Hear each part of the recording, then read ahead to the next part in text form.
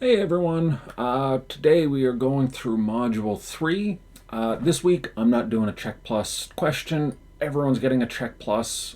Just found out this morning my sister-in-law is going into labor, and I'm just not going to pay close enough attention to y'all's writing to distinguish properly. So I'm going to do the easy thing and just points for everyone. That said, I want to do a quick response, talk about the assignment questions. The discussions were great. You guys really rose to the occasion. Last week, like I said, it's a little rough. This week, you guys made it easy on me and just knocked it out of the park. So it was just easy to give everyone, or almost everyone, that check plus. So thank you for that. Keep it up. This is great. So, well, two little things from the discussion that I just want to get out before I forget. So, in general, there's sort of two terms that commonly get confused, but we should distinguish: the idea of being pro-business and the idea of being pro-market. And Smith is a good illustration of this. His skepticism of when merchants get together, he's worried that if, the business owners are getting together at the country club, they're going to conspire to raise prices. Smith wanted to see markets and competition. He didn't want to see those conspiracies. The conspiracies are something that are pro-business. Smith's view are something that is pro-market.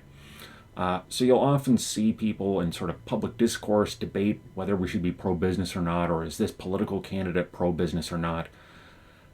And people might mean pro-market by that, but ask what they really do mean. Are they saying we should do things to benefit the existing vested interests, or should we do things to benefit the businesses that don't even exist yet, that are going to be the new innovators, right? That's kind of the thing we want to see. This is me making a normative claim, but that's the thing we want to see. So we want to see pro-market views where we get innovation and better use of resources, where we get our nice invisible hand story. A pro-business setting isn't necessarily the same as a pro-market setting. Another discussion point, I forget if I responded to this directly, but I think it's an interesting point worth bringing up in general. Failure is a feature in market economies. So for an individual company, it's bad if they fail, but for the market as a whole, it's good. So Kmart is a failing business. They're almost gone. I think they have like 3 stores left. You guys might have seen Kmart when you were little kids. It's not a good business model, right? It doesn't fit the underlying economic reality of 2023. So yeah, it sucks for Kmart shareholders. It sucks for people who've been working at Kmart. But the good news is those resources get released. The workers who get fired are then available for other businesses who have a hard time finding workers. It frees up resources to go into new business models like, say, Amazon. So failure is not easy, but it is a feature of markets. It is something that makes the whole thing work well. Hold on, you want to sit down? Sorry, I've got my dog and my sister-in-law's dog, and my dog is pretty territorial, and she's not behaving well. We'll let you sit down.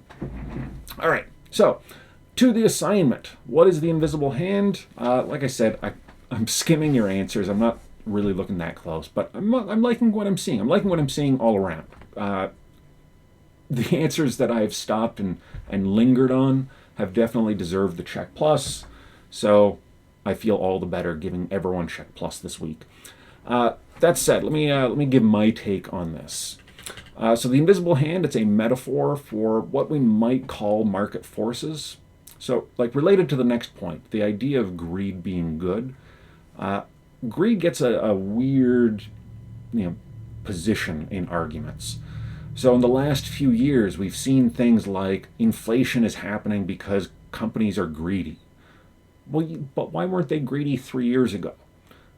Greed is a force, right? It's a perennial force. It's like gravity. It's not necessarily good or bad. It just is. The greed is good question. What Smith would think is greed can be harnessed for good. This is really what the invisible hand metaphor is about. So let's think about a question. How does someone like Ebenezer Scrooge, someone really greedy and cold-hearted and selfish, how does Scrooge get rich? Well, he's in a market economy. He's living in the mid 1800s in England. Uh, I think it's the mid 1800s. I'm not sure what Ebenezer Scrooge's business was, but what's his face? Dickens. Dickens was alive around the 1860s. I know he's a contemporary Mark Twain. So Ebenezer Scrooge, as far as we know, is making his money honestly. How does he make his money honestly? He provides a good that his customers want. He provides a better quality or a better price or better conditions in some way than their next best alternative. And he doesn't ask too much of his suppliers. Right? So any business, you're getting stuff from your suppliers, you're doing stuff to it, and you're giving something valuable to your customers. And the more value you create here and the less cost you impose here, the more money you get. That's what Scrooge was doing. Right? He was in a context where the way to get rich was to create value, which means something the customers want without asking too much of the suppliers. We can say this more directly. He got rich by being empathetic. He had to think hard about what other people wanted and find clever ways to get it to them in a better way than their next best alternative. So Smith's point with this metaphor of the invisible hand is that people following their self-interest, even someone really nasty and greedy like Scrooge, they get rich in a market economy by trying to help others. Right? This invisible force of greed is harnessed in a way that directs greedy, maybe unpleasant, maybe immoral people towards something that they don't really care about, but nonetheless we care about, which is seeing the world get better. In this case, by making things better for their consumers than their next best alternatives might be. So, Smith certainly is giving us reasons to believe that there is a potential good to greed. The phrase "greed is good" is this holdover from the 80s, and it's a really clever bumper sticker version of Smith, but it's a caricature, right? It overstates and it understates other things. It's missing details. It's missing nuance. So absolutely, greed is a force that can be harnessed for good, but all forces can be harnessed for good or for bad, right? Gravity is good when it means that the moon keeps orbiting the Earth. It's bad when a meteor crashes into Earth. It's good when it helps your car get traction. It's bad when your car gets stuck in the mud. Greed is like gravity in that sense, right? It can be good, it can be bad. Smith gives us reason to be less fearful of greed in market settings. But he also gives us reason to maybe be worried about greed in political settings. With that, let's talk about mercantilism. So mercantilism isn't necessarily a single coherent philosophy, but probably the two most important ingredients you see among mercantilist thinkers. Let's say the three important ingredients. One is that they're trying to sort of tinker with things. They're trying to impose order from the top down. Smith used the metaphor of the man of systems who wants to arrange people like chess pieces on a board. That way of thinking, it's very appealing to someone with a big old brain who is very smart and can think about systems, but it conflicts with how life actually happens. Life on the ground is messy. So Smith's vision of the man of systems, certainly there's a lot to be said for the Herbert Hoovers of the world or your Elon Musks or people who are doing large-scale things, but there's a disconnect, right? It's not organic. So mercantilism, one thing is sort of this idea of let's try and control things from the top down. And, let's punt on that. We'll see visions of this, we'll see different perspectives on this throughout the semester. The other two big commonalities that are much easier to address, one is thinking of trade as a zero sum, and the other is thinking of money as the important thing. Money is the marker of wealth. And money is very interesting, and money gives us a very valuable tool for making wise decisions. This is sort of the contribution of the Austrian School of Economics. Hopefully we get time in this semester to talk about Hayek's essay. Buchholz has mentioned Hayek a few times. His essay, The Use of Knowledge in Society. And the use of knowledge in society sort of gives the strong argument for why money is such an interesting thing from the perspective of an economist. But we all recognize, good economists recognize, that it's not money that matters, it's what we get with money. So a mercantilist policy is, let's try and maximize the amount of money coming in by having more exports and minimizing imports. But that gets it exactly wrong. It's not money that matters, it's the stuff we get with money. So if we're giving away stuff for someone else's money, we're getting worthless pieces of paper, and we're working hard for the benefit of other people. Now, that's nice, but that's not making our country rich. That's making someone else's country better off, right? If we're sending valuable stuff to someone and they're sending us, ones and zeros on a server, or embossed portraits on little pieces of paper, we're losing in that trade. The mercantilists don't see it that way. They want to see the money, and that's that's the wrong way of seeing things. The other thing they really get wrong is they see trade as a zero-sum game. If I gain, you lose. Now, there are zero-sum aspects to trade, but in the grand scheme of things, it's a positive-sum situation.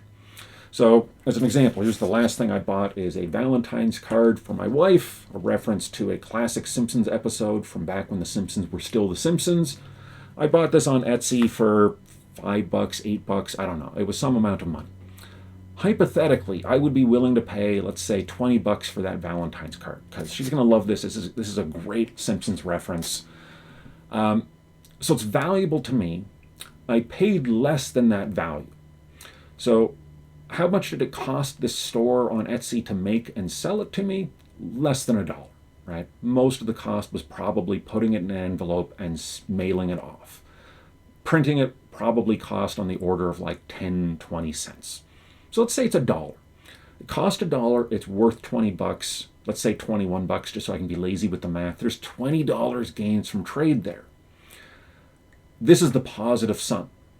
Now, the zero-sum aspect is, let's say I started to negotiate, or I started to haggle with this company.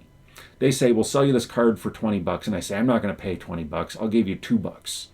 And they're going to say, we'll take, 15 or whatever. We go back and forth, and we get some number, and the better I negotiate, the lower the prices, and the more of the $20 gains that I get.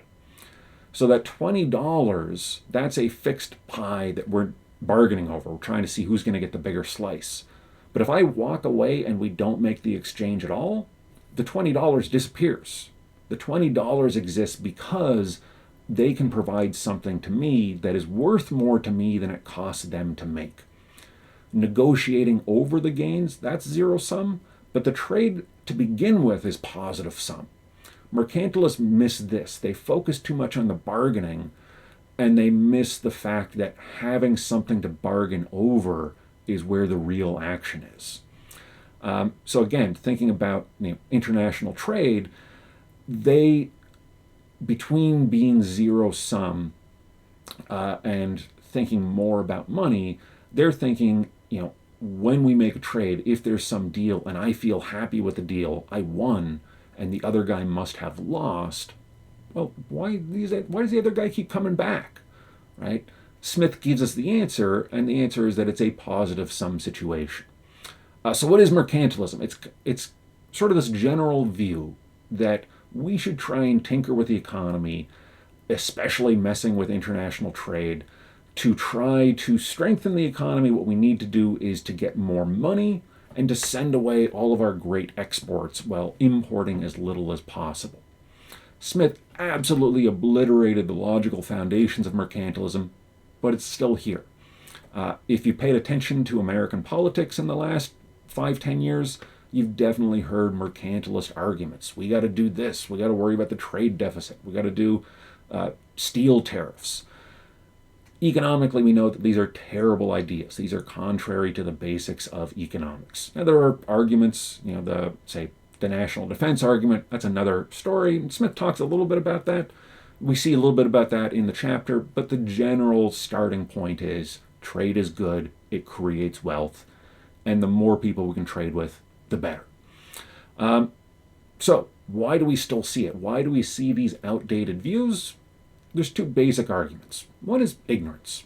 Right? Economics is a specialized discipline. It's hard, and so it's not surprising that most people don't know it. Right? And even people who have studied economics aren't necessarily good at understanding economics. Right? A lot of economists have not great views in light of economics. They really should look deeper at what they're saying. So ignorance is a thing, right? Ignorance is always there. So that's, certainly one reason we might expect outdated views to stick around. But the other, I think, stronger argument, I think the reason that we see powerful people who are not necessarily dummies, some of them are, but if you are incredibly successful, you're probably not a complete idiot. In a case like that, you might have a smart person who argues for mercantilist policies, and they might know that they are making the world worse by doing so.